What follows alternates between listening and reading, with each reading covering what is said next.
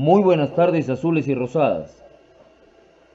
Gracias por vuestra participación. En principio, agradecemos a Dios Todopoderoso porque nos permite estar con vida, ofreciendo esta muy importante capacitación denominada Gestión de los Residuos Sólidos, Bioseguridad y Prevención de Riesgos Laborales en Clínicas, Hospitales y Centros de Salud, el cual está organizado integralmente por la consultora peruano-argentina Grupo SI Consultores y a su vez auspiciado por el Colegio Químico Farmacéutico Departamental de Arequipa.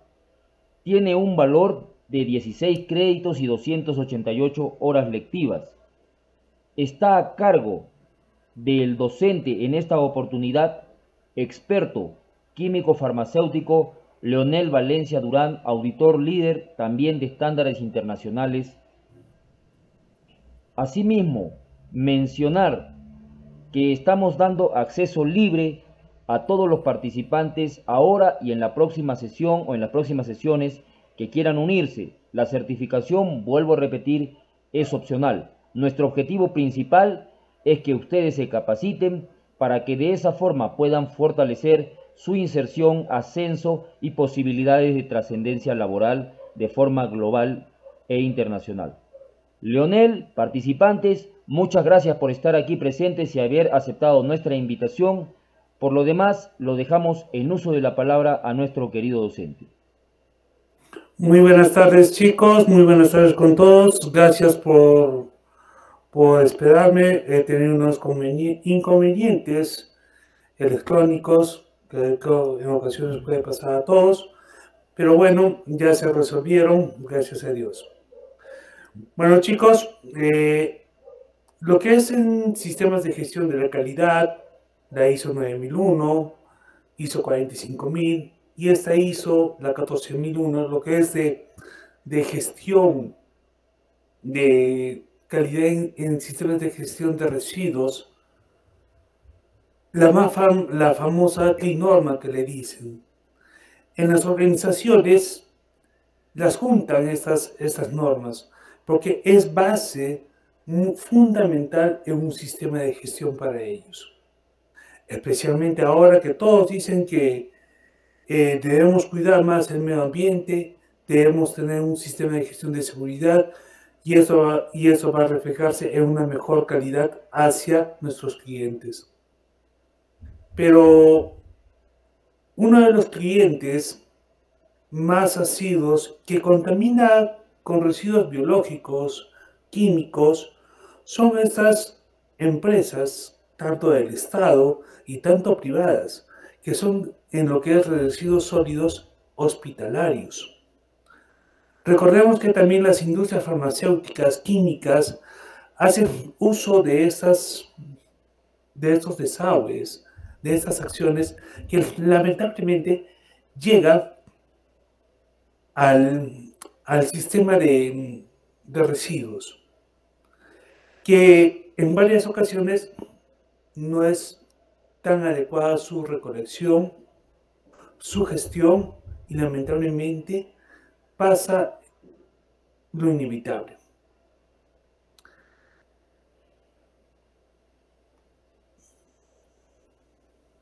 Para nosotros entender lo que es la norma, netamente, nosotros tenemos que indicar nuestra base legal actual. Recordemos que desde el año 1996, que ingresó estas normas ISO de lo que es de gestión en residuos, acá en el Perú ingresó recién en el año 1997, donde fue aceptada por el Perú como una norma de calidad en lo que es en lo que eran las normas ISO en medio ambiente. Claro que está que había ciertas normas peruanas, decretos supremos, reglamentaciones antiguas que eran y acciones municipales, pero no eran las más correctas y hay que decir que todavía las personas no sabremos segregar bien nuestra basura. Posteriormente, en el año 2016, se dio el decreto legislativo número 1278 del 23 del día 12, del mes 12, la Ley de Gestión de Residuos Sólidos. Ojo, prácticamente después de cuántos años se dio un decreto legislativo. Miren, si desde el año 97 que se dio la aceptación en una norma técnica peruana para la que son la gestión de residuos, recién en el año 2016 se dio un decreto legislativo 1278 para la Ley de Gestión de Residuos Sólidos. Posteriormente, en el año 2017, se dio a través del Decreto Supremo número 014-2017 el reglamento del Sistema de Gestión de Residuos Sólidos. Y posteriormente, en el año 2018, a través de la resolución ministerial, la 1278-2018, MINSA, Norma Técnica de Salud. Esta norma técnica de salud actual vigente nos va a ayudar a nosotros a hacer una verdadera gestión de residuos sólidos en centros hospitalarios.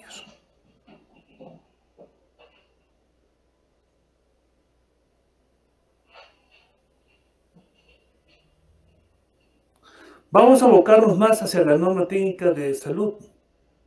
Recordemos que toda norma, toda acción tiene una norma, tiene una ley.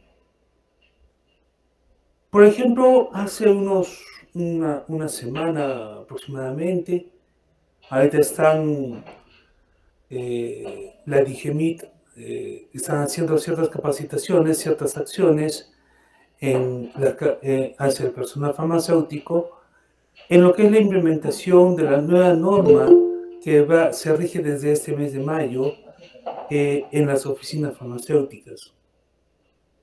Y los auditores indicaron ahí que no existe norma de dimensiones de oficinas farmacéuticas.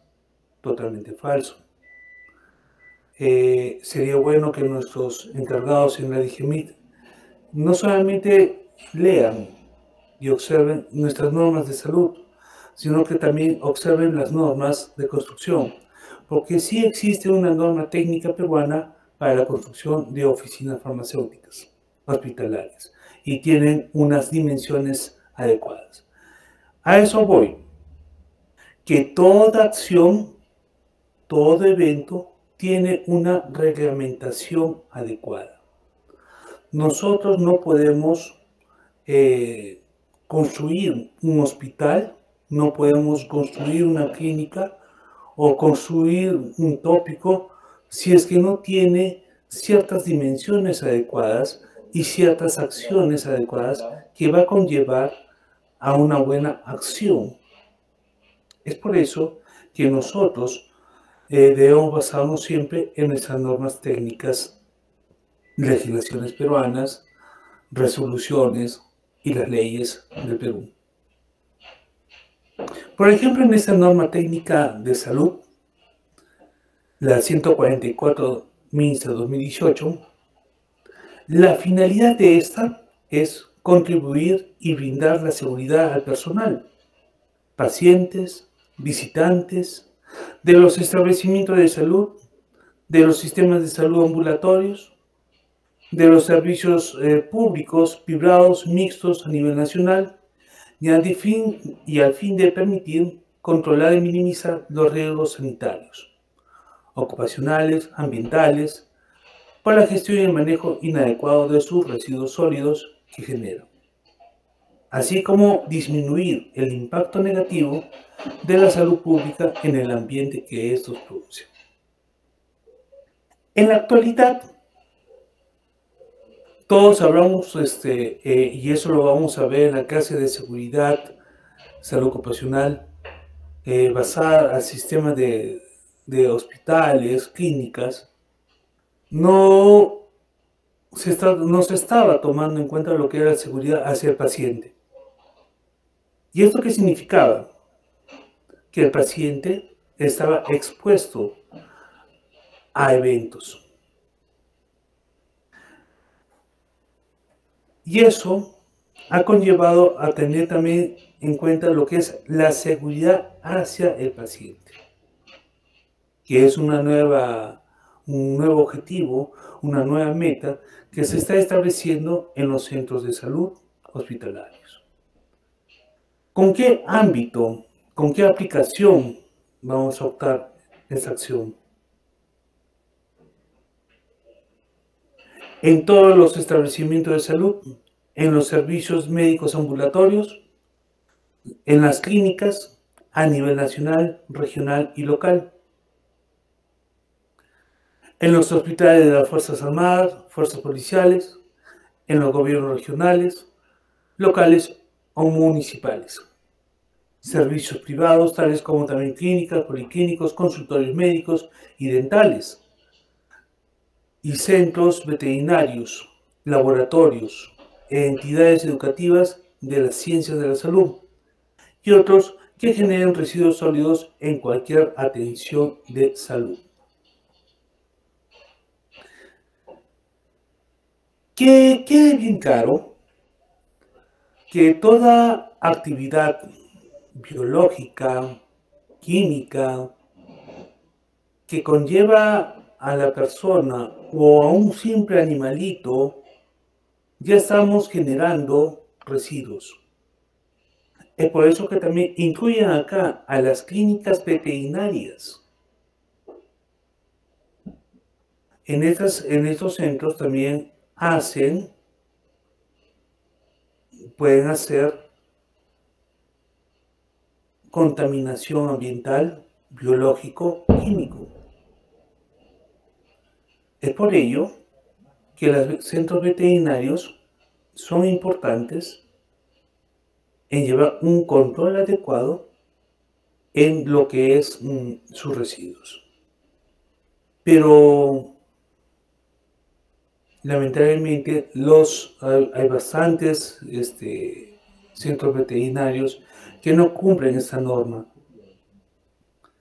Hay bastantes centros de salud, policlínicos, centros dentales, que por no pagar adecuadamente la acción de los residuos biológicos, ellos prefieren botarlo a un sistema sanitario común y corriente, lo cual está mal.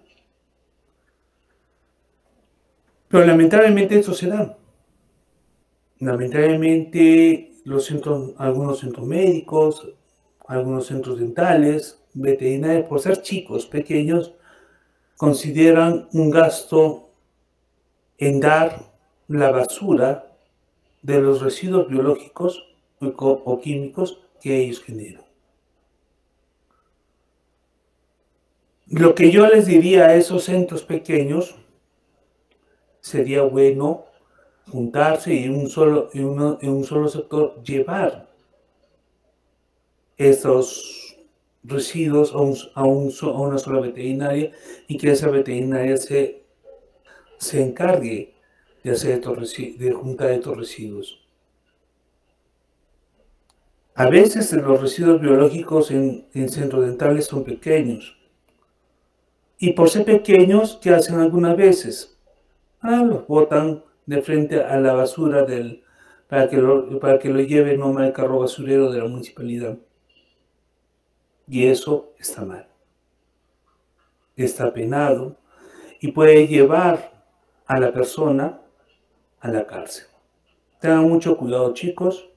Si ustedes trabajan en algún centro de salud dental, en un laboratorio clínico, que haga esa mala práctica. En el caso de las oficinas farmacéuticas, el daño químico que se daría mayormente si es que una de las ampollas, frascos, jarabes, caen al suelo o caen dentro de nuestra instalación y ensucian a la caja o a cualquier otro elemento cercano. estas ampollas, estos jarabes a ser rotos en una caja, eso ya es una contaminación química. Y al ser una contaminación química, por ende tiene que ser llevado hacia como un residuo peligroso y sería ser tratado como un residuo hospitalario. Ay, pero si solamente es un simple jarabe. Y el hecho que sea un simple jarabe, el hecho que sea una simple ampolla de vacuna, insulina o de otro elemento químico que está usándose para la persona y ha contaminado el cartón, el frasco que lo contiene, lamentablemente ya debe ser considerado como un residuo hospitalario. Yo trabajé en una empresa de cadenas, no voy a decir su nombre, ya que no había este sistema. Se caía la ampolla o se caía el jarabe, ahí hay que recogerlo nomás y bótenlo nomás a la basura. Pero si ya es un residuo, debemos tratarlo adecuadamente. ¿Dónde está el residuo para punzocortantes? ¿Dónde está el residuo para en las hojas para reportar como residuo hospitalario? No, no lo tenemos. ¿Para qué? Si eso es solo un ampollo. Y así aunque sea una sola o 20 ampollas, debe ser reportado.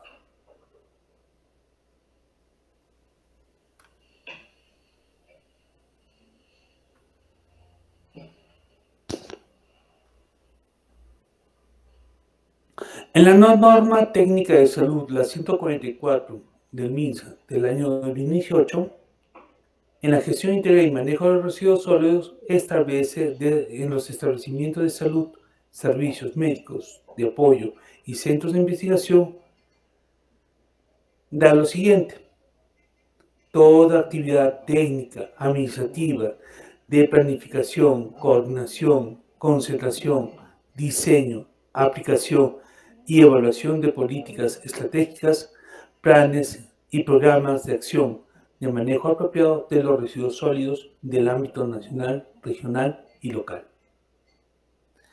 Eso es lo importante para el sistema de gestión que establece el MINSA para un residuo sólido hospitalario.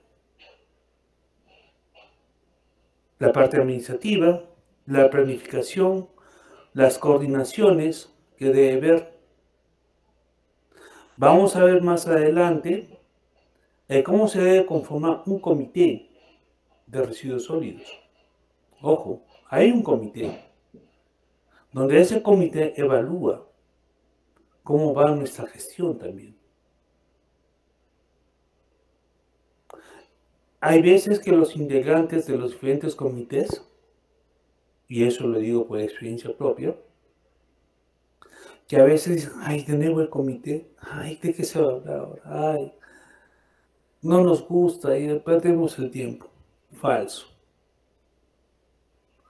Si el encargado del área de lo que es de residuos sólidos plantea acciones, revisa los KPIs y muestra los gastos innecesarios que tenemos en las acciones administrativas por un mal manejo de residuos sólidos y de manejos hospitalarios, la gente se va a asustar porque es una fuerte cantidad de dinero que lamentablemente se va por el caño.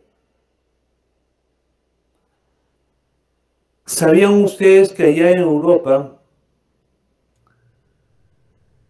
hay un país que compra basura? ¿Sabían, chicos? Y si alguien sabe, ¿me podría responder qué país europeo es? ¿Alguna sugerencia?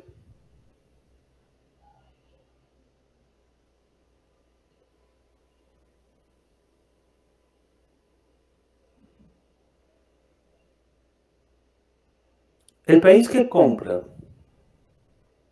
esta basura de residuos sólidos no contaminados, mayormente lo compra Holanda. Bueno, ahora ya no es Holanda, es Países Bajos. Los Países Bajos es el mayor comprador de basura no contaminada. Esto significa que las áreas hospitalarias, las áreas donde uno va a laborar, genera basura. Sí, todos generamos basura. Todos. Pero esa basura también vale dinero para la organización donde estás. Por ejemplo, la mayoría de personas compran las cajas, compran cartones y los llevan a los centros hospitalarios, los cartones, las hojas. Y esos cartones, esas hojas que son limpias, no contaminadas, pueden ser reutilizadas o pueden ser acumuladas adecuadamente y luego ser recicladas. Donde ese reciclaje es un costo hacia la organización, ingresa un nuevo ingreso. Pero en el caso de los residuos hospitalarios, por ejemplo, las gasas con sangre, las ampollas utilizadas, especialmente del centro de la USNA o de los centros donde se hacen los preparados farmacológicos para la oncología, esos frascos no pueden ser de nuevo utilizados. Tienen que ser reciclados adecuadamente. Y es allí donde el Estado peruano coloca ciertas reglas. Acá en el Perú, nosotros tenemos solamente 2 lugares adecuados para colocar los residuos hospitalarios. Uno queda en la región Lima y otro queda por Ica. Es decir, que todos los centros de salud del Perú que quieran botar los residuos hospitalarios deben ser llevados tanto a Lima o pueden ser llevados a tanto a Ica, por el sector de Chincha. Esos son los 2 únicos lugares que están autorizados para almacenar y ser un relleno sanitario para los insumos de los residuos hospitalarios.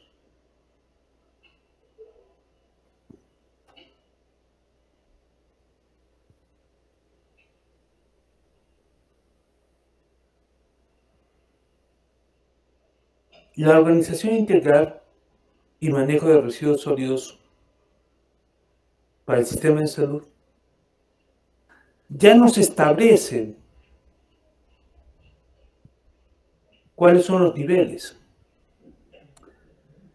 Los hospitales, las clínicas, los centros de salud, las postas, tienen niveles. Es por eso que, por ejemplo, los acá de Arequipa, el hospital de Yanaguara, que hasta ahorita varios le dicen Policlínico de Yanaguara de Salud, lo cual ya no es un policlínico, es un hospital de Yanaguara nivel 3. Pero ya todos se quedaron con la idea, baja policlínico, cuando yo paso por ahí, baja policlínico, baja policlínico. Y no es policlínico, es un centro hospitalario de nivel 3, que es el Centro de Salud de Yanaguara.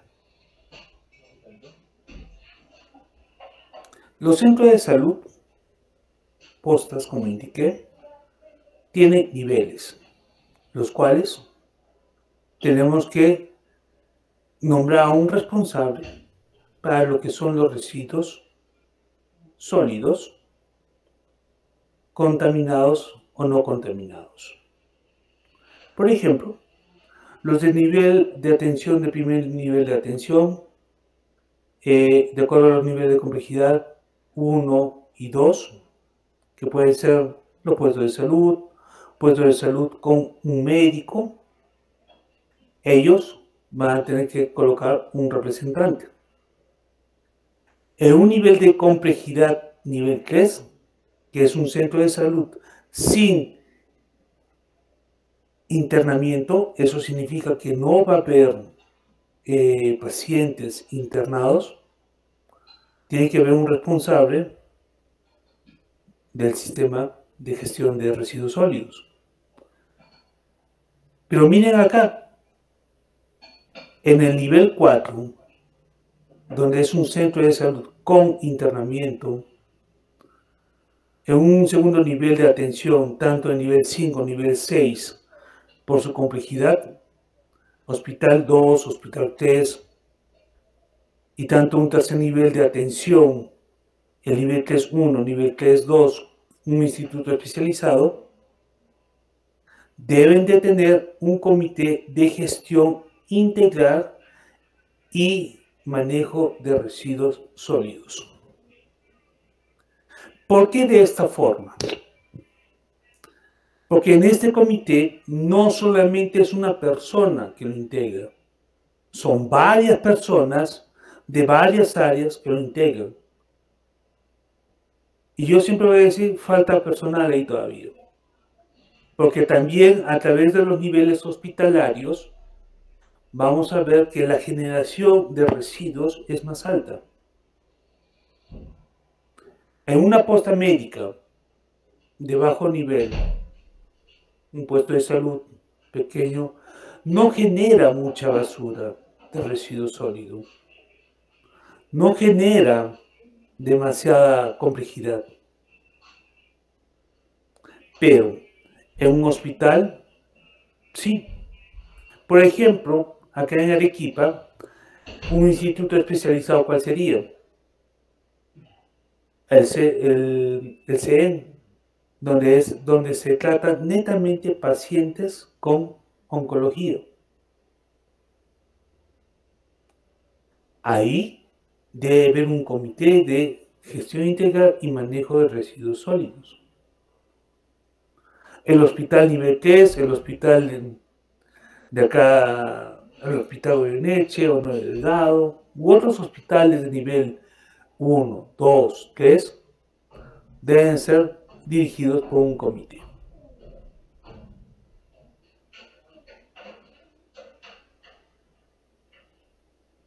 Pero ¿quiénes conforman este comité? Y eso lo he sacado netamente de las normativas legales.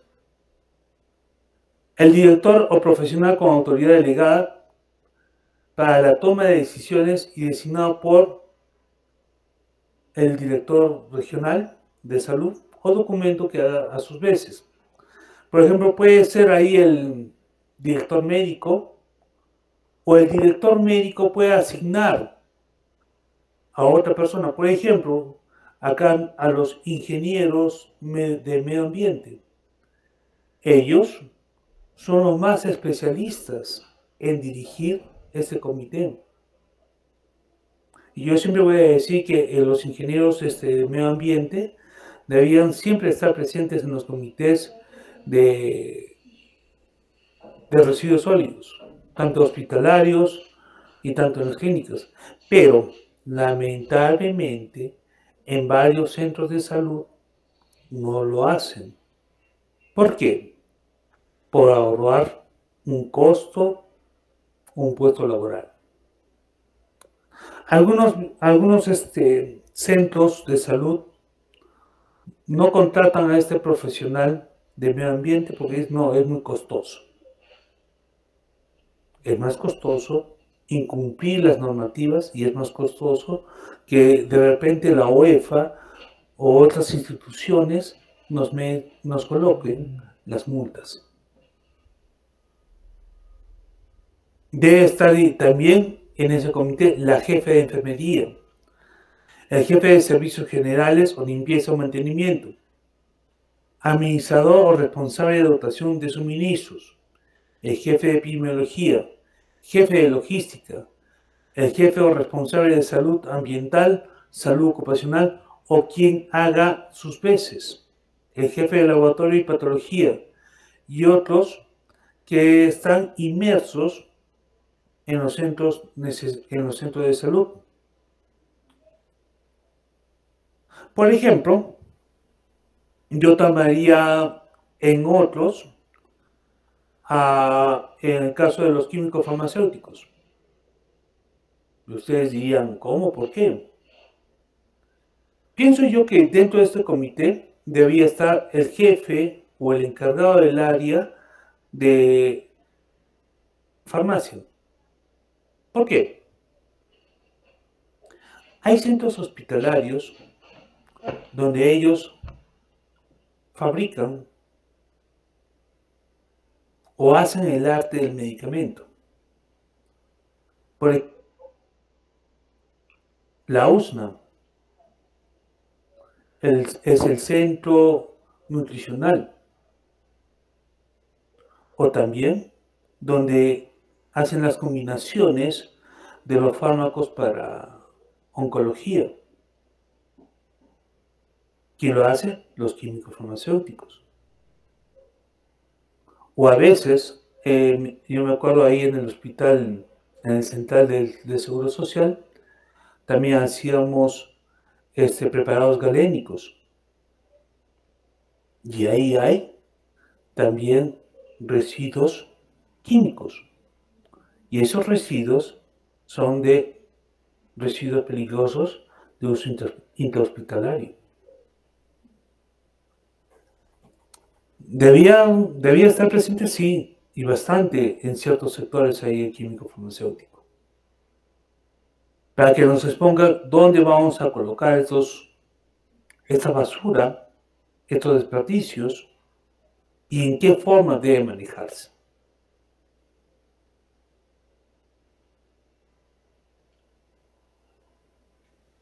En la elaboración de los documentos técnicos administrativos, nosotros debemos tener siempre un plan de minimización de manejo de residuos sólidos, no municipales, programa de manejo de residuos sólidos, que se actualiza cada 5 años y se presentan los 15 días hábiles del mes de enero.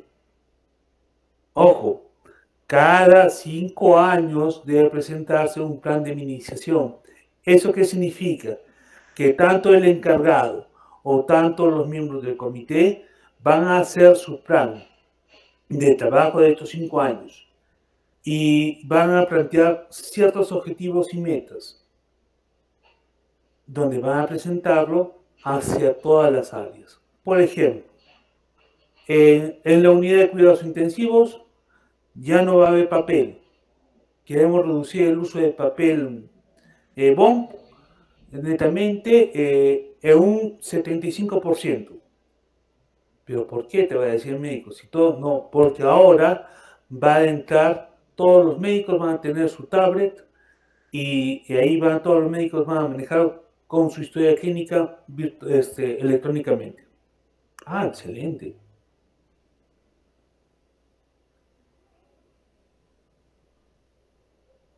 Siempre la tecnología ha ayudado hacia el personal de salud y ha ayudado a que la tecnología nos lleve a mejores condiciones, pero lamentablemente también hace que la tecnología lleve a ensuciar más. Ustedes dirán, ¿cómo? ¿Por qué? Yo solamente les doy este ejemplo. Varios dicen que el uso de estas motocicletas eléctricas, carros eléctricos, va a dejar de contaminar, ¿cierto? Ya no va a haber mucho monóxido de carbono, ya no va a haber CO2, nada de eso. Pero nunca hemos visto el ACAS. La fabricación de estos, me estoy yendo por otro lado de seguro, pero les estoy dando un ejemplo. La fabricación de estos carros eléctricos o de estas motos eléctricas conlleva a baterías que van a ser más contaminantes o durante su fabricación es más contaminante que un simple monóxido de carbono. Y también para la obtención de su energía. Entonces dirán, ¿cómo? Si la luz eléctrica lo hacen ahí, digamos acá en Arequipa, Charcán y Quinto, pero ustedes saben qué cantidad de contaminación que puede tener en una hidroeléctrica. Hay diferentes factores que no se ha evaluado y todos dicen que sí, el carro eléctrico va a ser la voz para no contaminar. Falso. Pienso yo que va a ser un poco más contaminante que un CO2. Eso ya lo vamos a ver en el camino, porque de seguro la tecnología va a ayudar a fabricar mejores baterías, mejor acción, y donde de seguro de acá a unos 3-4 años las baterías de estos carros eléctricos van a ser superiores y vamos a estar logrando una óptima acción. También las personas, las instituciones de salud van a tener que hacer una declaración anual sobre la minimización de la gestión de residuos sólidos. Esto se presenta en los primeros 15 días hábiles del mes de abril de cada año. También va a hacerse el manifiesto de manejo de residuos sólidos peligrosos cada 15 primeros días hábiles de cada trimestre. ¿Eso qué significa? Que siempre estamos siendo evaluados anualmente. Si tú en el comité indicaste que voy a reducir un 5% de grasas con sangre, tú lo tienes que demostrar. Y si no lo lograste, ¿por qué? No es solo hacer un simple KPI y decir, ya, pero no se logró. El que lidera este comité va a tener que indicar el por qué no se logró esta meta, el por qué no se logró este objetivo, en la reducción de estas acciones. Por ejemplo, también los laboratorios de producción deben tener los residuos sólidos peligrosos registrados. No deben ser llevados directamente hacia los desagües o ser llevados a las bolsas de basura. No.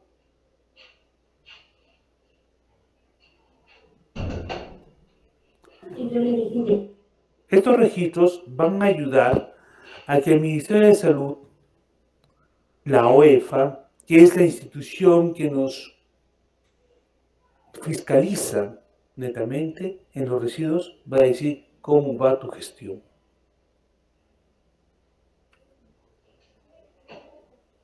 Nosotros vamos a tener que hacer un informe de diagnóstico basal o inicial, donde va a ser el título del diagnóstico inicial basal de los residuos del tal establecimiento, donde va a estar la introducción y tu plan de trabajo. Es importante hacer el plan de trabajo, es importante hacer que el comité que esté integrado en esta acción sea responsable en llevar este plan de gestión. Por ejemplo, se acordarán, todos nos acordaremos de esta pandemia. y en varias instituciones no habían considerado pandemias, nada como un plan de contingencia, donde varios dispositivos médicos fueron prácticamente de objeto de contaminación. Y varias veces estos objetos médicos han sido reciclados inadecuadamente. No me acuerdo si fue en Huancayo o en una parte de la Sierra Central, donde varios dispositivos médicos que eran usados para el COVID, especialmente para las personas que sufrían coma, estos recicladores encontraban una lavada, y ya lo metían en cualquier bolsa, falsificaban el producto y los llevaban a las farmacias o boticas u otros sectores, y de repente hubo un tiempo una escasez de tal producto y ellos lo tenían. Por eso no funcionó bien el plan de contingencia en varios centros de salud de los dispositivos médicos,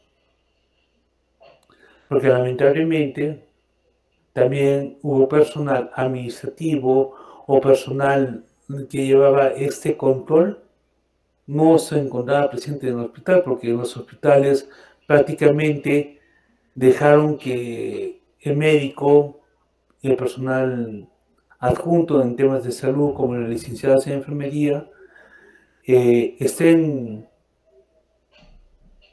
no llenando adecuadamente algunos documentos, y hubo un descontrol.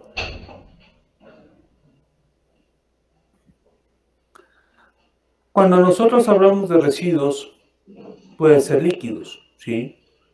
Este es uno de los formatos en el anexo 4 que debemos nosotros llenar. Por ejemplo, esto es un ejemplo de un hospital en donde hicimos un estudio de cuánto es el consumo en residuos comunes en litros. 30 litros de agua, consumos de residuos biocontaminados, 30, residuos especializados 10, y nosotros se hace por áreas. Me acuerdo que el área 1 era el área de geriatría, área 2 era el área de pediatría, el área 4 era UCI, área 5 era, si no me equivoco, medicina general. ¿Cuánto de contaminación hacían? Ojo, nosotros lo hacíamos por día, por semana, quincenal, mensual. Y eso nos daba una trazabilidad adecuada. También nos indica en la caracterización. Y ojo, esto es lo que nos impone la normativa.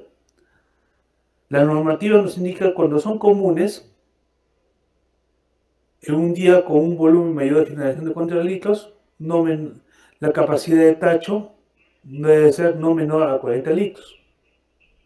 Biocontaminados de 30 litros, no menor a 30 litros. Especiales de 10 litros, no menor a 10 litros. ¿Esto a qué nos ayuda? A veces los de logística nos dicen, oye, ya, vamos a comprar un tacho de basura, pero el de logística te va a decir, ¿de qué capacidad necesitas el tacho de basura?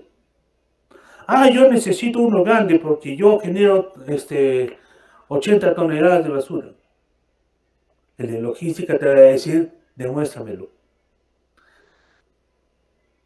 Y si no tienes un KPI adecuado para demostrar cuánto de basura tú estás generando, tenlo por seguro que el de logística o el encargado de compras no te lo va a aceptar la compra. ¿Es necesario que todas las áreas lleven un control adecuado de residuos? Sí, es necesario. ¿Por qué? Porque eso les va a ayudar a ustedes a que lleven un verdadero control y se den cuenta dónde están fallando constantemente. El anexo 5 nos indica el contenido de informe de diagnóstico basal. Es decir, nosotros vamos a decir, en emergencia, por ejemplo, ¿qué tenemos? ¿Hay objetos biocontaminados? Sí. ¿Hay objetos comunes? Sí. Por ejemplo, el papel. ¿Hay objetos especiales? Sí. Los tratamientos médicos. En consultorio, ¿hay biocontaminados? Porque ahí eso es un consultorio donde se hace curaciones. Sí, va a haber sangres, va a haber gasas con sangre, objetos con sangre, biocontaminado. En un laboratorio, igual, los test. Sería algo inaudito, por ejemplo, que si logística me hubiera colocado biocontaminado, diría que ahí operas, ahí haces también, no. Sería algo ilógico. Logístico común, ¿sí? Papel, de seguro, botellas de plástico. Y me dice especial. ¿Por qué especial? Por ejemplo, los tintes de tóner de las computadoras, de las fotocopiadoras. Esos son tintes especiales que tenemos que tener un cuidado adecuado para botar o reciclar. También los focos, las luces. No se trata de botar el foco o el foro luminiscente a la basura. No, porque esos también son de objeto peligroso. Las pilas que usamos en ocasiones en ciertos equipos es de objeto peligroso, es especial.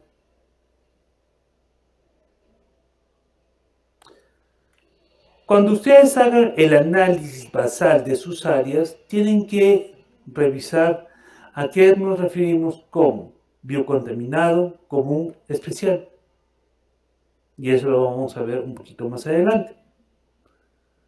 El contenido de un informe de diagnóstico basal es la caracterización de los residuos sólidos por áreas. Y eso está en el anexo 2. Es decir, nosotros ya no necesitamos tanto hacer mucho formato, de crear el formato, no, porque está de hecho. También lo que es la determinación de peso de residuos de sólido por áreas, unidades y servicios. Eso está en el anexo 3. Es decir, vamos a clasificar los objetos biocontaminados, los objetos no contaminados, los objetos químicos y vamos a decir cuántos kilos, cuántos litros estamos generando. La área de enfermería en papel, 80 kilos por mes. ¿Por qué tanto? ¿Por qué de esto? ¿Qué necesitaría la unidad de enfermería para bajar este costo? La área de farmacia, estamos botando 80 litros o 90 litros de insumos químicos. ¿Por qué estamos botando tanto insumo? ¿Qué preparado farmacéutico estamos haciendo?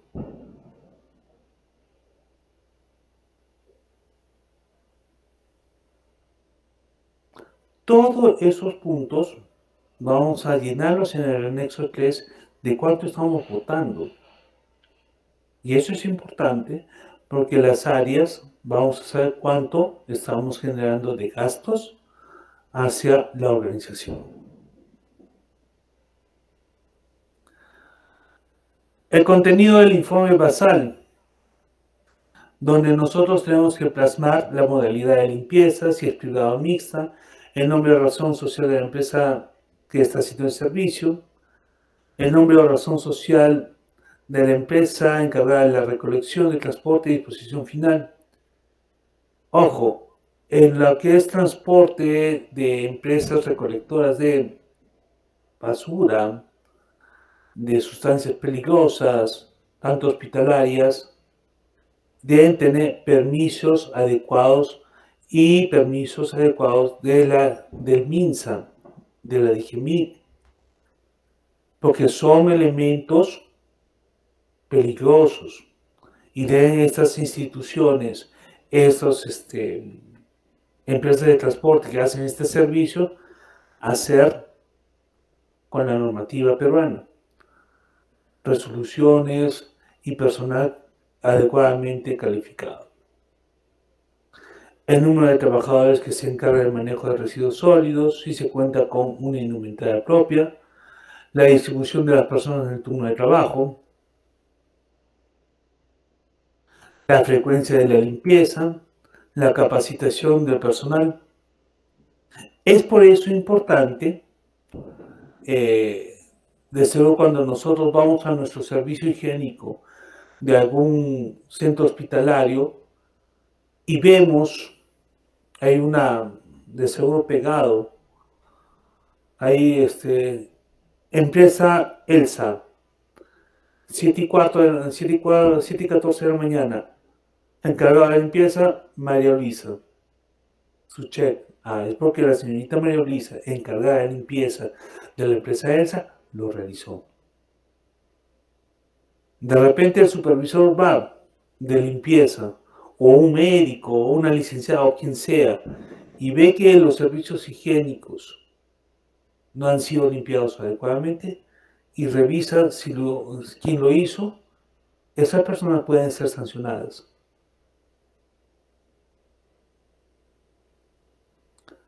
Las enfermedades más frecuentes en dicho personal. El personal que hace la limpieza tiene que hacerse frecuentemente anualmente su examen de médico ocupacional por ser un trabajo de alto riesgo. Los accidentes más frecuentes con manejo de residuos sólidos. Los incidentes peligrosos e incidentes no peligrosos. Debemos sustentarlo y evidenciarlo. Si en los establecimientos de salud, servicios de salud, médico o centros hospitalarios realiza valorización de los residuos sólidos comunes generados como plásticos, cartones, vidrios. Mire, realiza valorización. Pero ojo, ¿de qué vamos a valorizar? El plástico, cartones, vidrio. Se está refiriendo a productos no peligrosos y que pueden ser reciclados. El plástico, siempre y cuando no tenga contacto con insumos químicos o biológicos, puede ser reciclado. Los cartones que no estén en contacto con insumos peligrosos, químicos, biológicos, pueden ser reciclados. Igual los vidrios. Esta cantidad de basura que genera orgánica, inorgánica, en el uso hospitalario, en ocasiones puede ser beneficiosa también para la empresa. Porque siquiera un 5% de esta basura generada va a ser de ingresos. ¿Por qué la podemos vender? En los establecimientos de salud, servicios de salud y centros hospitalarios realiza la comercialización de residuos sólidos comunes generados a través de un operador de residuos. Ojo, no solamente es a través de residuos no contaminados. Y ojo, las empresas que compran estos cartones, estos vidrios, nos darán un certificado que nosotros estamos vendiéndoles a ellos. La factura es una parte importante de la compra y venta. Hay empresas que también dan certificación que sí se está haciendo el reciclado. ¿Se va a hacer un procesamiento de análisis de información obtenida a través del diagnóstico basal? Sí. El número de tamaño de color de bolsas. La frecuencia con la que se llena el volumen. Número de recipientes, residuos, tacho de medios de transporte, lugares de almacenamiento e internado.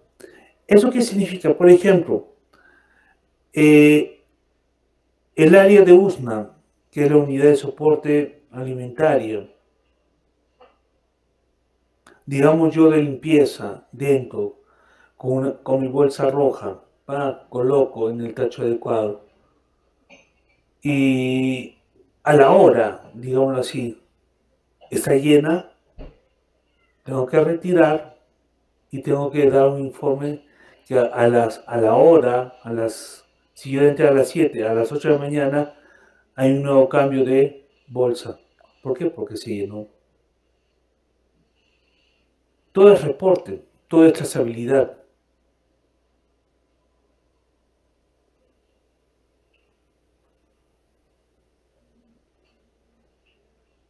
En una farmacia prácticamente ustedes también pueden hacer trazabilidad. Recordemos que en un tema farmacéutico hay insumos químicos que prácticamente no los registramos. Y serían los medicamentos que hay de los pacientes de casa. En mi caso, por ejemplo, mi señor padre, sí, que sufre del corazón, es un paciente cardíaco, va todos los meses al Seguro Social para ser tratado, y hay veces que los médicos le cambian la medicación. No, usted ya no tome este, tome este.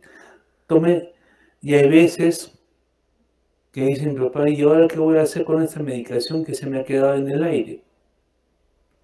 Hay padres o hijos o pacientes que lo dejan ahí botado y guardado. Ahí ya sé que esa pastillita me va a hacer bien para el dolor muscular. Y ahí la dejan guardada. Que esta pastillita me va a hacer bien para bajar la grasa. Y de repente se olvidan. Y estos medicamentos se vencen. Y estos medicamentos, lamentablemente, no son adecuadamente eliminados. Porque el padre va a decir, ya está vencido. Abre una bolsita y empieza a botar todas las pastillas. Sin abrirlas, de seguro. Y es por eso que vienen las falsificaciones.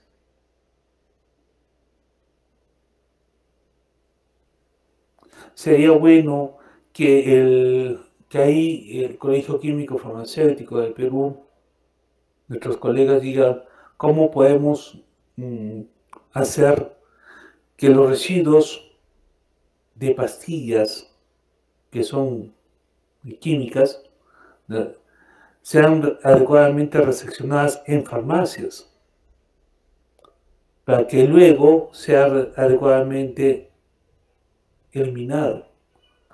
Porque hay veces que las personas, como les indiqué, no, lo botan al tacho de basura, y allá los recicladores ahí en Cono Norte encuentran un breezer, ampollas, y se las guardan.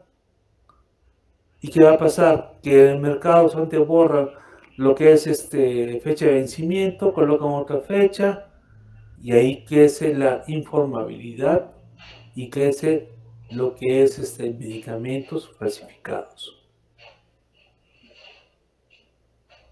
Ahí es una gran tarea que nosotros como farmacéuticos debemos hacer hacia los pacientes. El costo de peso de residuos sólidos biocontaminados. sea, todo lo que está biocontaminado debe ser registrado con peso, sí. ¿Cómo vamos a minimizar los residuos sólidos? Datos de la empresa operativa de residuos sólidos. Identificación de problemas y manejo interno e externo de residuos a lo largo de las etapas de manejo. ¿Y a qué conclusiones vamos a llegar y qué recomendaciones vamos a hacer para que las áreas poco a poco bajen la cantidad? Por ejemplo, este es un programa que se hizo.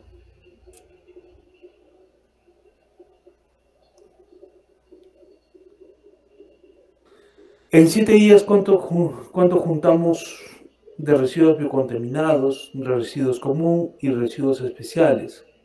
En litros y en kilogramos. Por ejemplo, en la unidad de emergencia, 50 litros.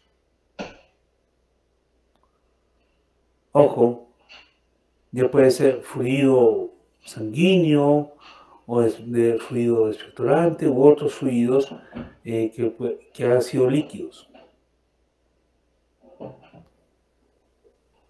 Y kilogramos, 25, de seguro las gasas u otros elementos.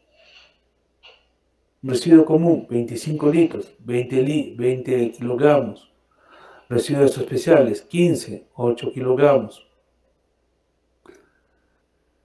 Si ustedes se dan cuenta,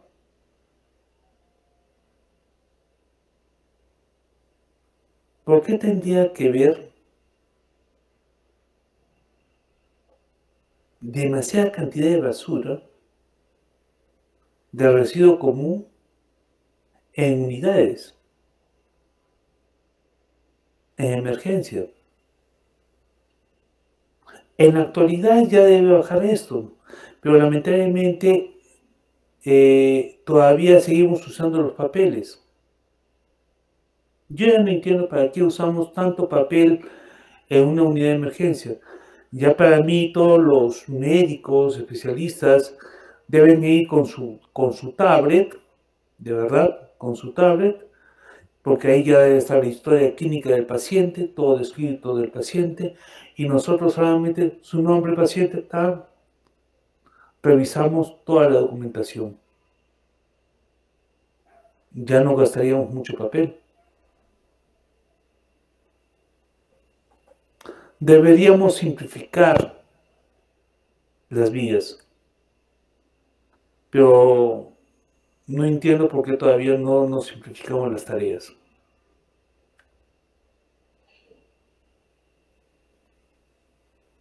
Identificar las características de la peligrosidad de los residuos sólidos.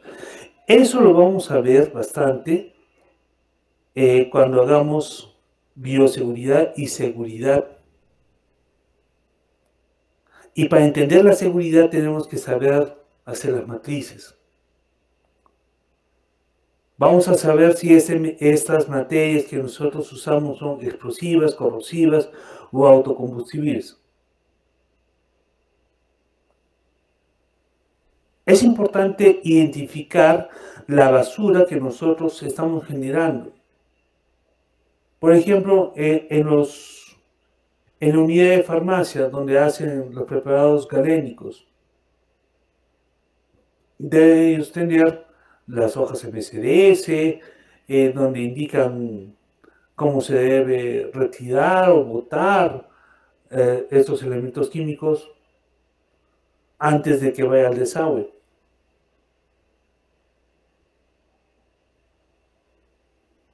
Si son radioactivos, si estos elementos químicos es de grado de toxicidad y si son medicamentos radioactivos y si hay un grado de patogenicidad.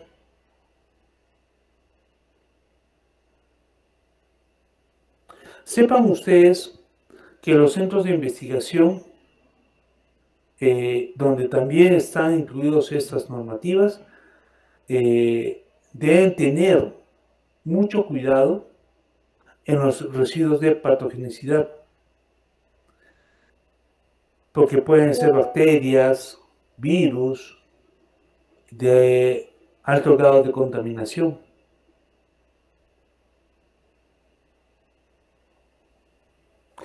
Los medicamentos,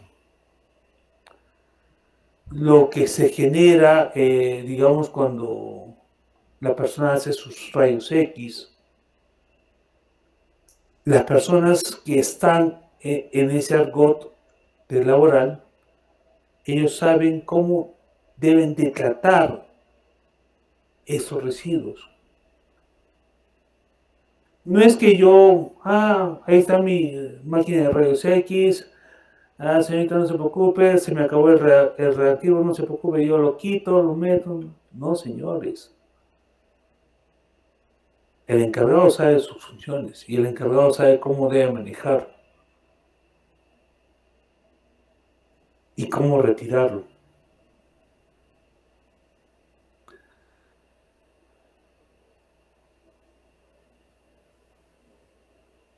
Este cuadro son ciertas estimaciones que debemos tener siempre en cuenta.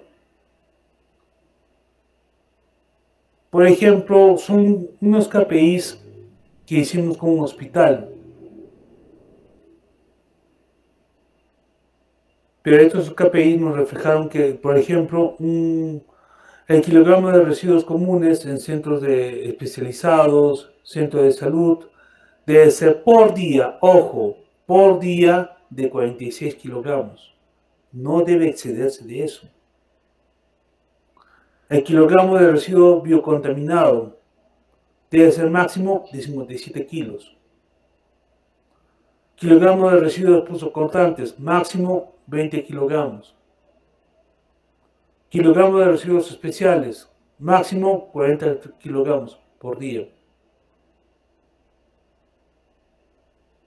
Oye, pero si yo tengo un hospital de 800 camas, ¿va a subir la cantidad? Sí, claro que sube.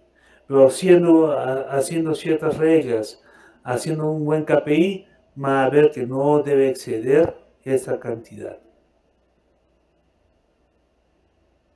Debemos tener en cuenta que ya los centros de salud deben estar reduciendo su capacidad de basura hospitalaria menos de esa cantidad.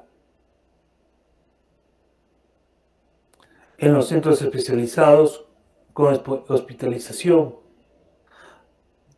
son estimaciones que deben tener los centros médicos. Son estimaciones que el MINSA lo hizo con su centro de salud. Es por eso que debemos tener mucho tine para estas acciones. Sería siempre lo adecuado como una línea de tiempo para nosotros. Es decir, el kilogramo de residuo común debe ser de tanto, de 0.6 kilogramos. Esa es nuestra meta. A eso debemos llegar. Por ejemplo, el residuo común de ambiente de predominante por examen, por día, debe ser de 0.1 kilogramos. A ese punto debemos llegar. Si nosotros excedemos esos límites, ¿por qué está pasando?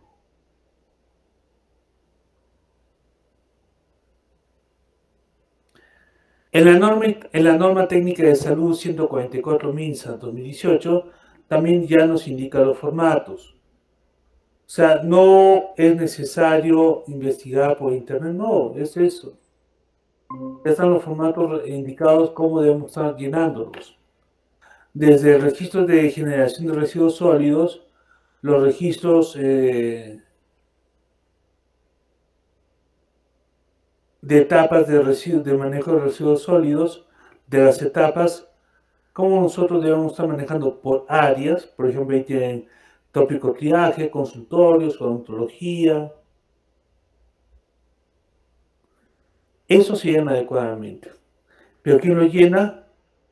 El comité va a delegar a ciertas personas responsables de áreas de decirles, ¿sabes qué? Tú me tienes que indicar cuánto de basura generas.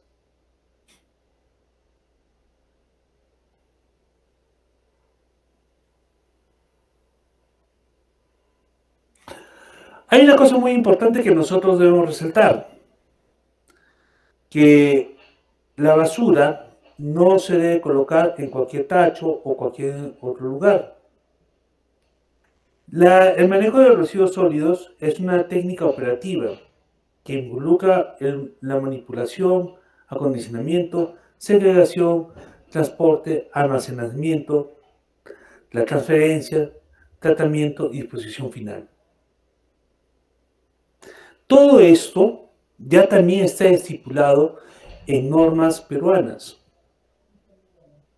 en normas que nosotros debemos respetar. Por ejemplo, se debe colocar en bolsa roja todo lo que son los residuos hospitalarios, lo colocaré.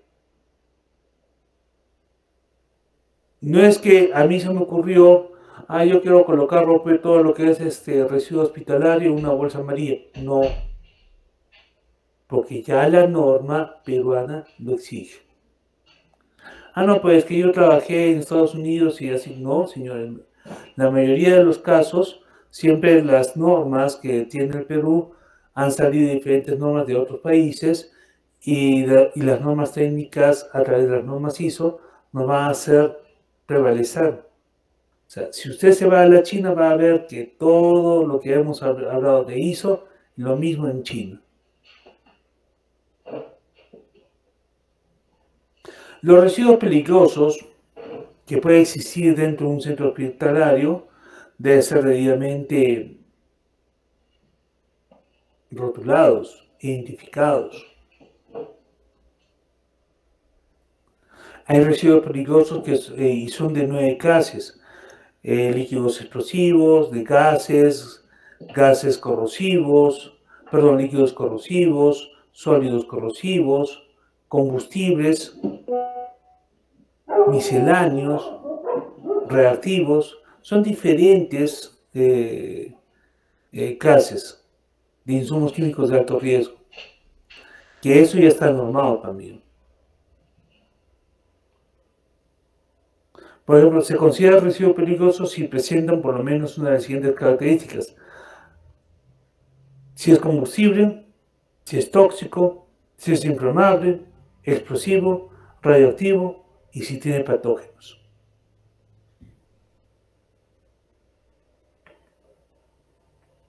La clasificación de los residuos sólidos tenemos la clase A, son los generados por los procesos de atención de investigación médica que están contaminados con agentes infecciosos o que pueden contener concentraciones de microorganismos que son de potencial riesgo para personas que entren a un contacto con los centros de salud y los productos biológicos vencidos, deteriorados o usados. Los de clase B, corrosivos, reactividad, inflamabilidad, toxicidad, explosividad y reactividad. Los de clase C, los que no han estado en contacto con pacientes o con materiales o sustancias contaminantes. Incluye restos de la preparación de alimentos. Es decir, en un centro hospitalario, el 80% se puede decir, vamos a tener en una clase A, porque en la clase A de los centros hospitalarios están contaminados con microorganismos, están contaminados con agentes patógenos, están contaminados con insumos químicos. ¿Y hay productos vencidos? Sí, también hay productos vencidos. Varias veces hemos visto por las noticias que lamentablemente encuentran medicamentos o insumos médicos contaminados y botados. Todos esos son de clase A. Los de clase B, corrosividad. Hay veces que ahí tienen sus talleres, los mecánicos. Ya son algunos de clase B. Clase C, mayormente los de preparación de alimentos, la de nutrición. Cuando van los señores también, los papeles. Ojo, papeles que no estén contaminados con aceites u otros insumos que puedan ser de categoría A. Por ejemplo, si un papel está en un laboratorio clínico y cae hacia un charquito de orina, que de unas pruebas que estaban haciendo ahí de orina, ya se convierte ese papel en clase A. Pero sí es papel, pero ya se ha contaminado con la orina del paciente. Automáticamente se convierte en un agente de clase A. Si el papelito cayó a una botella de agua y estando en el laboratorio de análisis clínicos, igualito. No sabemos esa agua con qué está contaminado. Se convierte en clase A. Y sería raro de verdad encontrar una botella de agua en un laboratorio clínico, porque está prohibido tener alimentos en laboratorios.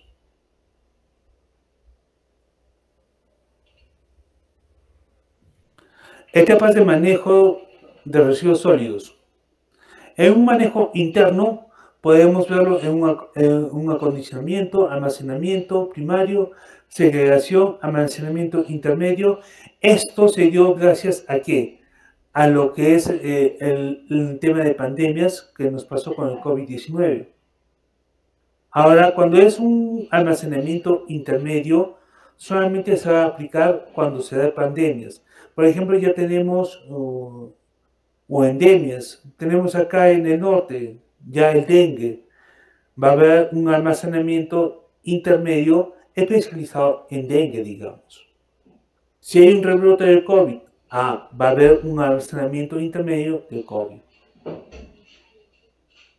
Porque de la segregación viene la recolección y transporte interno, almacenamiento final, y tiene que ser una valorización opcional. Yo diría que la valorización no debe ser opcional, aunque lo pone así el Ministerio de Salud, pero la valorización debe darse en el centro de salud también, para saber cuánto estamos gastando en la basura. Porque, ojo, el llevar las agujas, el llevar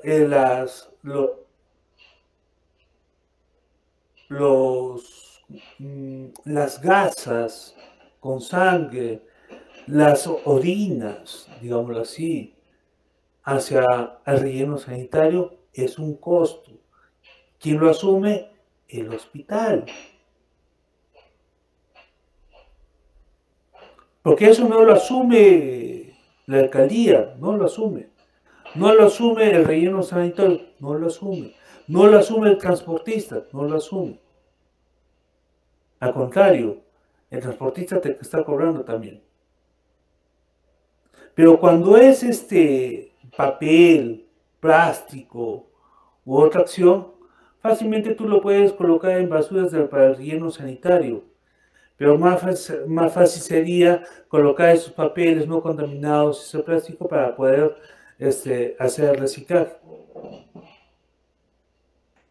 En un manejo externo se va a ver en un tratamiento, recolección de transporte externo y disposición final. Varias veces los centros de salud pequeños o policlínicos pequeños, como son algunas veces solamente consultorios médicos, lo hacen de un manejo externo. Porque solamente hay recolección, hay un transporte y una disposición final. Pero que siempre esta disposición final sea la más adecuada con empresas acreditadas ante el Ministerio de Salud. Oye, pero yo no sé si esa empresa, digamos, Disal, lo pongo así. Yo no sé si la empresa Disal está autorizada. Es fácil. Te vas a MINSA, a la DIREMIT, y vas a encontrar ahí un icono de lo que es el transporte, qué empresas de transporte están autorizadas en lo que es insumos hospitalarios. Sí, acá tengo su resolución, pero hay veces que las empresas falsifican. Tú ingresas el código de esa resolución, si está adecuadamente inscrita, y te va a salir. Ahora es todo fácil. Antiguamente tú tenías que ir hasta el ministerio, estar como 2 horas o 3 horas y perder de seguro mucho tiempo. Ahora no, señores. Es bien fácil, es entrar a la página de internet y hacerlo. El condicionamiento y almacenamiento primario puede ser en depósitos adecuados. Ojo, depósitos sólidos. Si ustedes se dan cuenta en las fotografías acá antes, y vamos a encontrar en tópicos de seguro, botellas de 5 litros donde están recolectando ahí todo lo que es las agujas y otros implementos para sacar sangre. Está totalmente prohibido. De seguro vamos a encontrar cajas con bolsa. Pero ojo, la bolsa no es el color adecuado. Es una bolsa con una bolsa negra. No, señores. Ahí nosotros tenemos que colocar las bolsas adecuadas de su color respectivo. Por ejemplo, depósito temporal de residuos del mismo lugar requieren de almacenamiento primario, servicios debidamente acondicionados, personal debidamente capacitado en manejo de residuos sólidos y una debida indumentaria de protección personal. Estos elementos, en su mayoría de los casos, como están en las fotografías respectivas, son de plástico duro, aunque también todavía existen de cartón bien duro en el caso de las agujas que pueden colocar en los temas de container.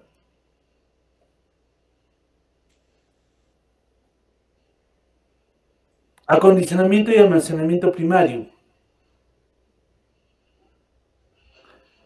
En los hospitales generamos bastantes ampollas.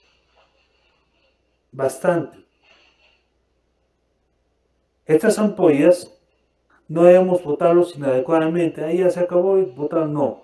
Estas ampollas de vidrio es llevarlas hacia la bolsa amarilla,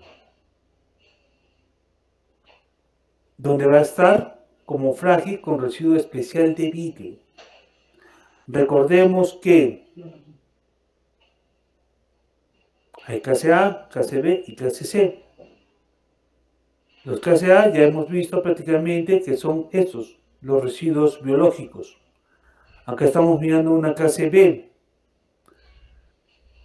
Es un medicamento, pero que es de residuo especial, que puede ser objeto de manipulación, falsificación, sí. Es por eso que se destila en una bolsa amarilla. ¿Cómo?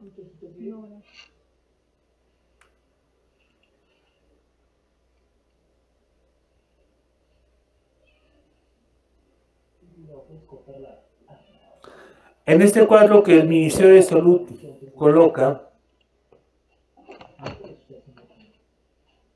nos indica que el material a usar en las cajas debe ser de un polietileno de alta densidad sin costura.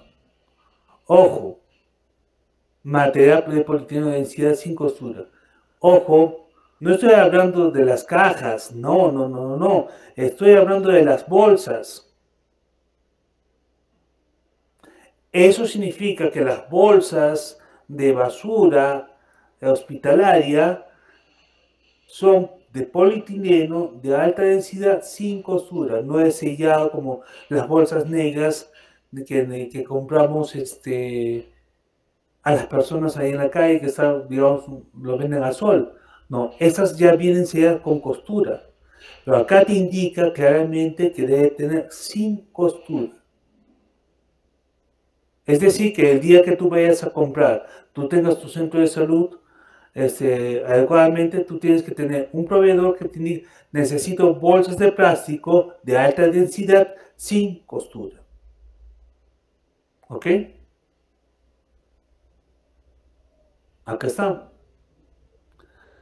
Estas especificaciones tienen que tener un 20% de mayor de capacidad del seleccionado, que arriba hemos visto la cantidad de basura que puede ser generada. El material debe ser de polietileno, el espesor de 50.8 micras, el intermedio de 72.6 micras y el central de 72.6 micras.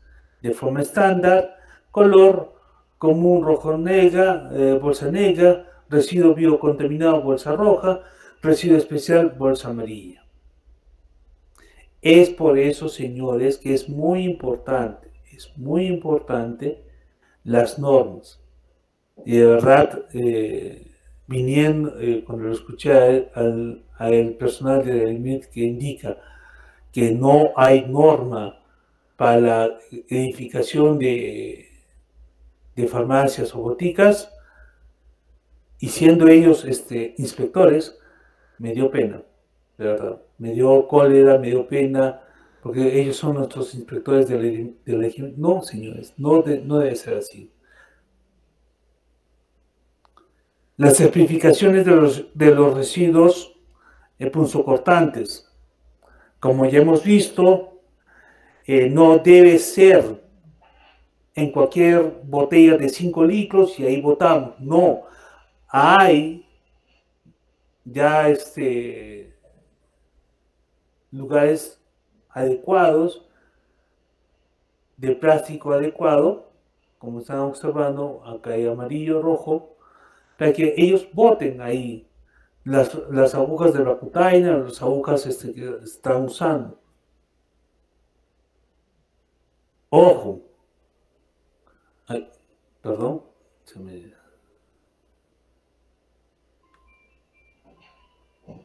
La capacidad debe ser de un rango de 0.5 litros a 20 litros. El material debe ser rígido, impermeable, resistente al traspaso del material, punzocortante, de forma variable, y debe tener las características de un límite llenado de 2/4 de partes, visible en ambas caras de la cara del recipiente. Puede estar impreso el recipiente a través de un sticker.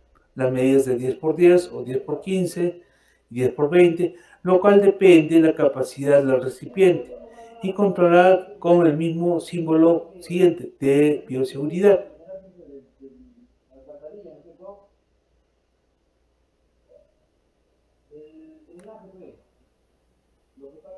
La segregación consiste en disponer los residuos en el punto de generación, ubicándolos de acuerdo a la clase en el recipiente u bolsa correspondiente, así como el recipiente de punzocortante, responsabilidad de la acción de todo el personal que elabora y genera el residuo sólido en los establecimientos de salud.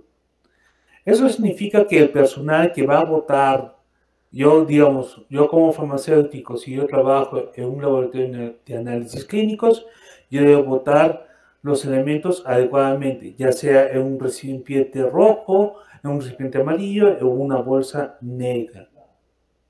Para eso yo debo ser capacitado, netamente.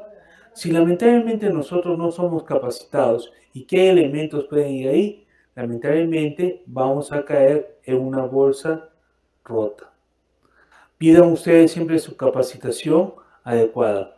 En los residuos biodecontaminados, por ejemplo, ahí tenemos esparadrapos, algunas ampollas que pueden ser utilizadas intravenosamente, las mascarillas, guantes, el suero fisiológico, tenemos ahí también las tiras de orina, la sangre, los tubos de ensayo de sangre, que ahora felizmente los tubos de ensayo de sangre son netamente de plástico, ¿ya?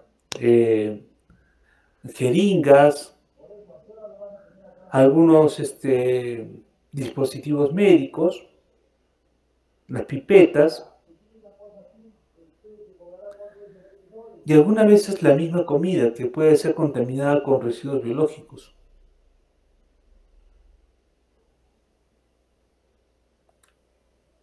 En la bolsa amarilla podemos estar colocando también el alcohol en gel, algunos sueros que no han sido contaminados biológicamente. Podemos estar colocando en el caso alcohol, aunque el alcohol en sí, por este frasco de plástico, al tener alcohol ya puede ser un insumo de alto riesgo. Tendríamos que prácticamente desaparecer el alcohol, echarle un poco de agua para poder lavarlo y para poder generarlo como residuo especial. Los medicamentos vencidos, el tóner. Aquí sí yo todavía discrepo con el Ministerio de Salud, ya que las pilas como ahí están mirando, algunas veces son usadas. Las pilas, de acuerdo a lo que es OEFA, la OEFA nos pide que todo tipo de pila debe ser considerado como residuo peligroso, es decir, residuo rojo. Ahí hay una controversia y ahí es donde el Ministerio de Salud debe sentarse con la OEFA y llegar a unos acuerdos. Pero para eso también en los colegios profesionales de salud, médicos, odontólogos y el colegio farmacéutico deben sentarse y decir si estas pilas son residuos peligrosos o no. En una bolsa negra puede ir residuos comunes, cajas, de seguro las hojas de radiografía, todo lo que es netamente de comida, algunos depósitos no usados con fines de medicamentos que no estén biocontaminados en sí. Las botellas de plásticos de agua, plásticos comunes.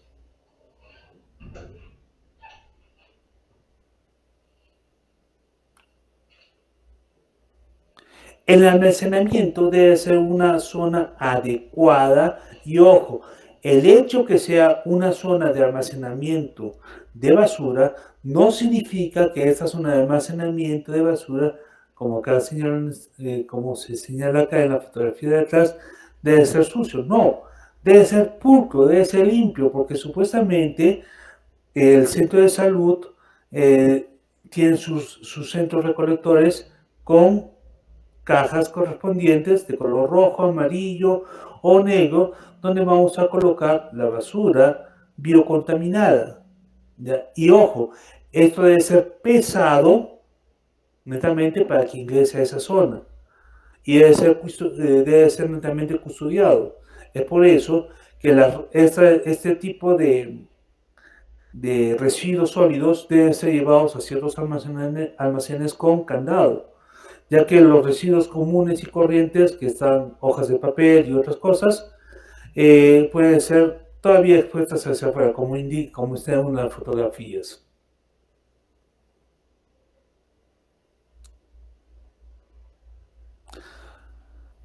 El tiempo de almacenamiento debe ser entre biocontaminados y comunes 48 horas hasta 72 horas. Especiales 30 días calendarios. Categoría 1, 2, 1, 2, 1, 3, que son las categorías de los centros de salud. Puede ser punzocortantes, 1 litro al día cada 30 días calendarios para su tratamiento y disposición final. Y un tratamiento de autoclave debe ser entre 7 días calendarios. Las áreas de almacenamiento deben asegurar y techar el área de uso exclusivo, alejado de las zonas de atención de pacientes, servicios, alimentación de ropa y señalizado. Como lo estamos notando en estas fotografías, que es techado, señalizado y totalmente los residuos encapsulado como debe indicar la norma. La valorización es opcional. El residuo de vidrios o materiales que lo componen sea aprovechado sirva con la finalidad de sustituir a otros materiales o recursos en los procesos productivos. Todos esos materiales que están en la fotografía pueden ser reciclados. Y ojo, la basura cuesta. Hay veces que podemos juntar 20 kilos, 30 kilos de papel en esas casas y fácilmente puede ser vendido. Sería muy bonito de verdad, por ejemplo, en mi casa, donde con mi esposa y mis hijos, ya tenemos esa costumbre de reciclar. Reciclamos cartón, donde hay un tacho para el papel, tacho para el plástico, tacho para vidrio, tacho para residuos comunes y corrientes. Si nosotros haríamos esa simple tarea, de verdad, antes yo botaba a la semana 3 bolsas de residuos. Ahora, con el tipo de reciclaje que realizo, ya que también viene los recicladores acá, empresas contratadas por el municipio, yo solamente voto de verdad una bolsa de basura al camión de la municipalidad. Lo demás, de verdad, es reciclado. Debíamos hacer esa costumbre. Bueno, ahí ya tienen ciertos tipos de valorización, si son de reutilización, si es de compostaje y de recuperación. El tratamiento de eso ya lo hacen las empresas especializadas, donde pueden tener incineradores especializados para reciclar la basura y quemar la basura hospitalaria. Otro tipo de tratamiento que puede ser utilizado es netamente con las autoclaves, que hay ciertas veces cuando hacemos los urocultivos o los agares, el agar sangre, el agar salmonella shigella, lo llevamos a ciertos autoclaves. Y ojo, los residuos que se lleva a las autoclaves no deben ir directos a lo que son desagües. Por ejemplo, las universidades, tanto la Católica, la UNS u otras universidades que tienen laboratorios clínicos o laboratorios, deben tener supuestamente ciertos pozos donde se recolecte estos agares y luego ser llevados y tratados adecuadamente. Pero me dirán, pero recién ha salido esta normativa, pero las universidades poco a poco deben, o los centros de investigación poco a poco deben asemejarse a las normativas para no seguir contaminando nuestros centros. La zona de mantenimiento. En la zona de mantenimiento, el tratamiento debe ser por las autoclaves, el tratamiento químico o la neutralización. En los centros de mantenimiento es cierto que los técnicos de mantenimiento, para la redundancia, pueden estar objetos a objetos biocontaminantes, a objetos químicos. Por eso es necesario que ellos manejen adecuadamente y conozcan qué van a hacer, qué tareas van a hacer.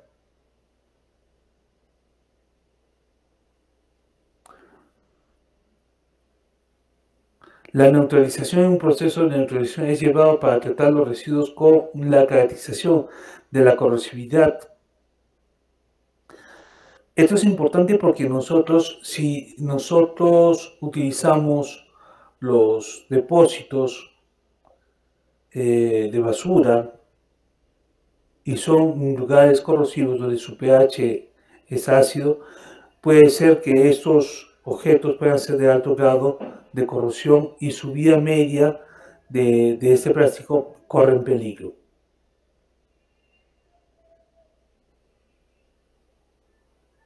La inertización y solidificación, que es una forma de tratamiento. Hay veces que hay ciertos elementos que se debe sí o sí concretizar. Hay veces que los elementos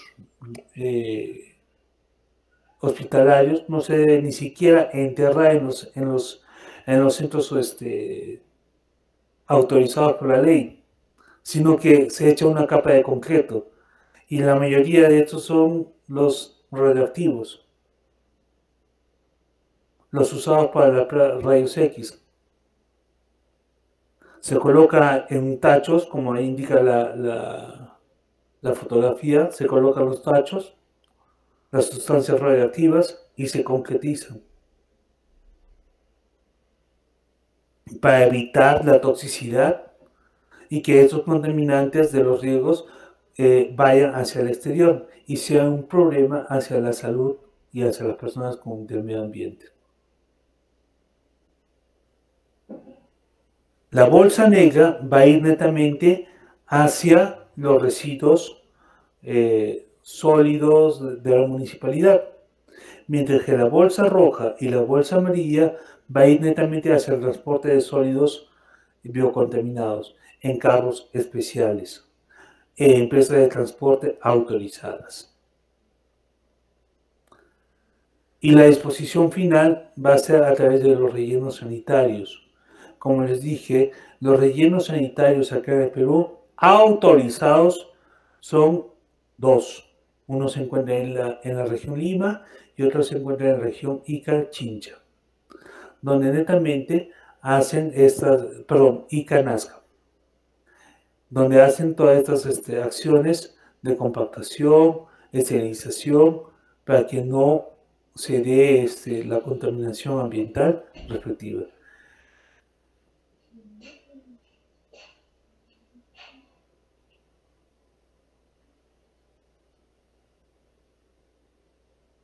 Las disposiciones finales, ojo, no es que yo como hospital le entregue a la empresa Perico los Palotes y me olvido de mi basura. No, señores. La empresa que hace este transporte hacia los rellenos sanitarios dará un informe adecuado hacia la UEFA y hacia las instituciones que lo pidan del Ministerio de Salud. Y ese informe también debe ser remitido hacia el centro hospitalario. Es decir, si yo como hospital generé 80 kilos de bolsa amarilla y bolsa roja, esos 80 kilos y 90 litros, digámoslo así, debe estar registrado. Si yo veo una desviación inadecuada de esta empresa, yo debo reportar, oye, yo te envié 80 kilos, yo te envié 90 litros de residuos. ¿Por qué pones en tu informe 1 litro? ¿Por qué pones en tu informe 8 kilos? No, yo estoy reportando 80 y 90. ¿Qué estamos indicando ahí?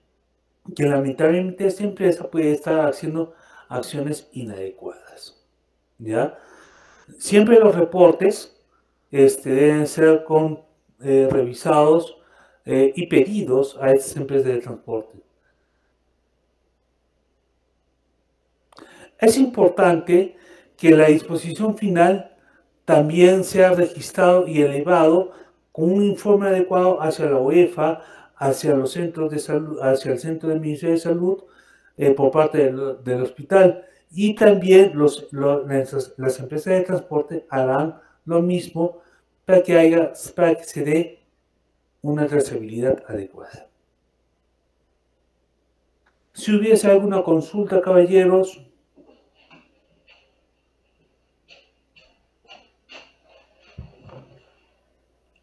Leonel, quisiera yo hacerte una consulta, por favor. En el caso del río Chili, ¿es realidad o es mito que los residuos sólidos de los hospitales podrían estar siendo vertidos a esa cuenca y de esa forma estar, digamos, desembocando también en nuestras playas, en nuestros mares, ¿no? Hasta donde llegue, pues, este famoso río Chili y todas sus conexiones que pueda tener? Tú también eres un especialista adicionalmente en temas de industria y minería. Entonces, eso es lo que quisiera preguntarte. Antes tú sabes que en el río Chili, entiendo de los tiempos remotos de nuestros padres, todavía se encontraban pececitos y especies, digamos, biológicas ahí, quizás camarones, no sé. Pero sin embargo ahora entiendo que prácticamente la vida animal, sobre todo, se ha extinguido, ¿no? En esta cuenca. Entonces, ¿cuál es tu opinión o una observación que puedas hacer al respecto, Leonel? Muchas gracias. Ok. Prácticamente el 95% de las aguas residuales, las aguas hervidas, gracias a la empresa, a la inversión que hizo la empresa minera, Sociedad Minera Cerro Verde, ellos llevan todos estos caudales, estas aguas hervidas, hacia el sector del distrito de Uchumayo, donde ellos, a través de ciertos procesos adecuados, lo utilizan para lo utilizan para sus fines mineros. Las zonas de lixiviación, las zonas de oxidación, con esas aguas lo hacen. Totalmente de acuerdo que antiguamente los hospitales vertían directamente ciertas aguas, ciertas cosillas inadecuadamente al desagüe. Y es totalmente cierto todavía que en los mismos laboratorios de las universidades vierten también residuos químicos o biológicos hacia nuestros desagües. Que Cerro Verde se lo lleva prácticamente. Pero hasta que llega a Cerro Verde, esa agua puede ver N cosas durante el trayecto. Tanto los hospitales y tanto las universidades o centros de investigación, yo te puedo afirmar que lamentablemente, especialmente en ciertas universidades, todavía no hacen una buena recolección de objetos o de basura de hospitalario. Ejemplo, cuando yo hacía en la universidad los estudios de bromatología o los estudios de ahí de análisis clínicos, nos sacábamos sangre, ahí teníamos los tubos, los lavábamos y directo iba hacia el desagüe. Nunca yo he visto en toda mi vida universitaria que algún camión de estas empresas de residuos vaya, recoja de la universidad la cantidad X en litros de ciertos residuos biológicos. Yo sí te puedo afirmar de hospitales, porque cuando yo trabajé en hospitales sí van, recogen la cantidad en litros y en kilos de esas empresas de residuos. Pero en las universidades o centros de investigación no lo veo. O sea, siguen contaminando ellos. ¿Es cierto que ya poco a poco el río Chili está mejorando? Sí. Esperemos el estudio de impacto ambiental que hicieron los de Sociedad Minera Cerro Verde. Hicieron todavía ciertas pruebas con truchas, si encontraban ya con vida. Y si ustedes son algunas veces curiosos, van a encontrar ciertas ya personas pescando por el río Chili. Entonces significa que poco a poco estamos recuperando la vida de este río. Y ojalá es que, y de acuerdo al estudio que hizo Sociedad Minera Cerro Verde, estaríamos recuperándolo para el año 2035, si no me equivoco. Ya estamos cerca. Y ojalá que se recupere. Porque sería hermoso de verdad ver de nuevo lo que nuestros padres miraban. Bagres, truchas y otros pescados que estaban ahí.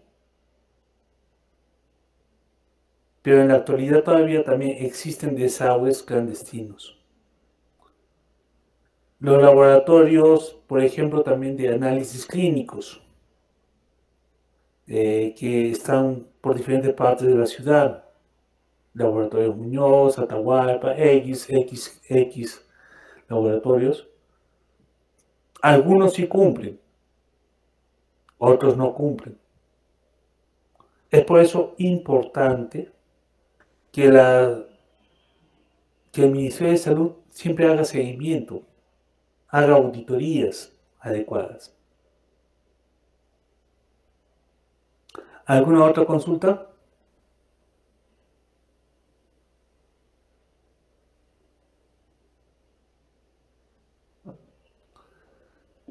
Bueno, chicos, entonces para el próximo domingo vamos a ver todo lo que es bioseguridad y seguridad, salud ocupacional dirigida a todo lo que es tema hospitalario. No solamente vamos a ver eso, sino que vamos a profundizar lo que es ahorita el punto importante, lo que es la seguridad hacia el paciente, que es una normativa prácticamente nueva y que no se está utilizando mucho en ciertos hospitales o clínicas. Sería bueno que nosotros nos estemos especializando en este tema de seguridad hacia el paciente. Señores, Rommel, ¿alguna otra acotación?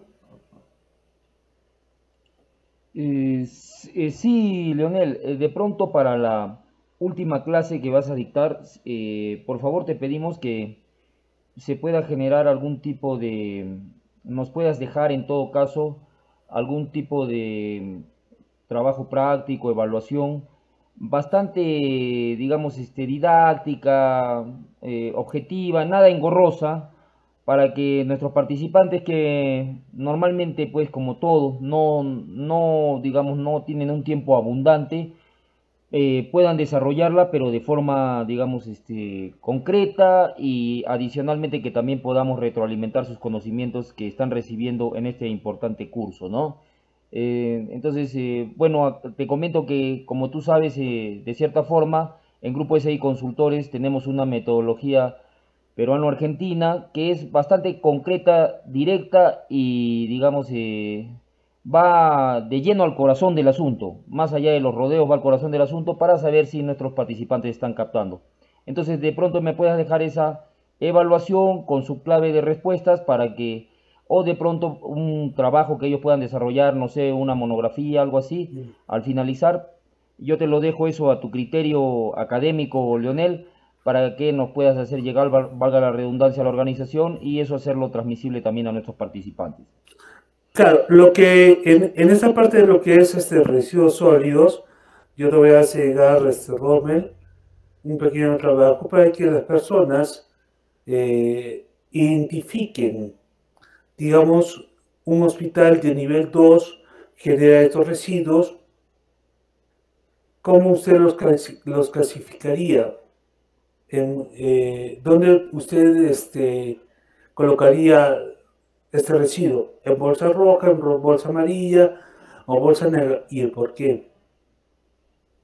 Porque de eso se trata. En un comité, tú vas a decir, yo tengo el desodorante X en barra, pero este desodorante X en barra ha sido utilizado por una persona que tiene VIH positivo. ¿Lo usaría otra persona para ese fin? No, ¿por qué? Sí, ¿por qué? Si es desodorante en spray, ¿lo usaría? Sí, no, ¿por qué? Bajo estos criterios tenemos que también nosotros realizarlo, porque hay puntos de discusión bien fuertes en ciertas tomas de decisiones. Es bueno también saber dónde y cuándo podemos reciclar, porque no se trata de, como es papel normal, yo lo reciclo. Esta es botella de plástico, yo lo reciclo. Pero nosotros no sabemos si esa botella ha sido contaminada por una persona que ha tenido hepatitis.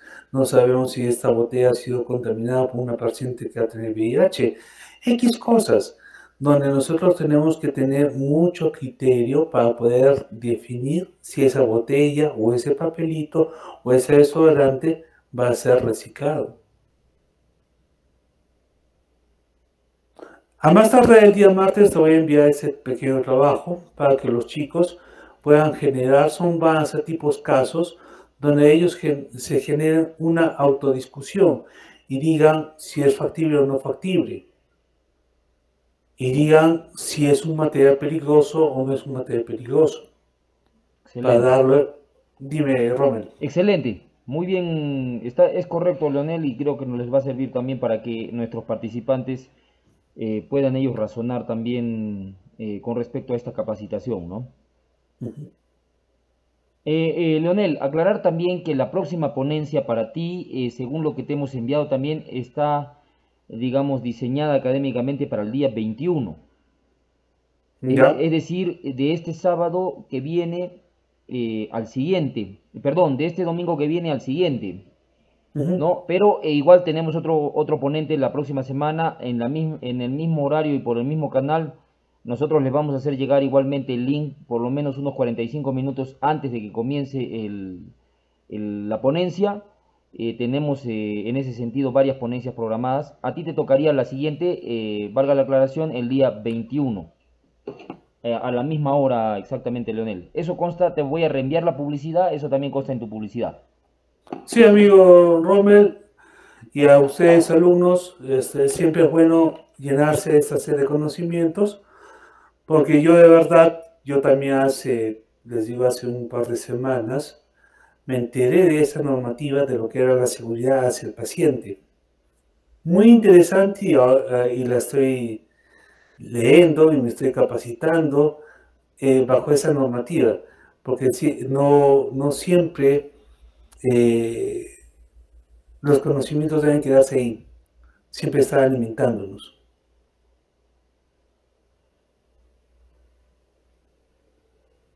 Muy bien, Leonel. Bueno, con tu permiso y ya con la hora prácticamente cumplida, tenemos un resto de 3 minutos y pico, según el tiempo récord de capacitación que es de 2 horas por sesión. Te queremos agradecer mucho, Leonel. Para nosotros siempre es un honor nuevamente tenerte en la organización y esperamos, Dios mediante, tenerte muchísimos años más, Leonel. Igualmente agradecer también a nuestros participantes, invitarlos también a que puedan hacer llegar sus comentarios, sus preguntas, sus dudas y también sus aportes, sus puntos de vista. Les vamos a hacer también llegar las diapositivas de nuestro expositor.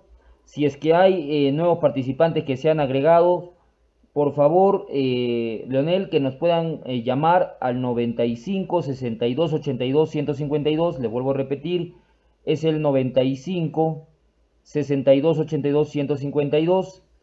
Lo vamos a publicar también en las diferentes afiches que tenemos. Ahí está nuestro número, lo vamos a republicar para que nos puedan llamar, mandar un mensaje, porque la certificación es opcional. Así que si te quieres certificar, no pierdas esta oportunidad. Gracias, Leonel, gracias, participantes, y tenemos entonces una nueva sesión el próximo domingo a la misma hora, y les vamos a mandar su enlace nuevamente a todos los grupos WhatsApp y también por Facebook, por lo menos unos 45 minutos antes. Muchas gracias, Leonel. Lluvia de bendiciones para todos. Gracias a ustedes, bendiciones a todos. Gracias. Hasta luego.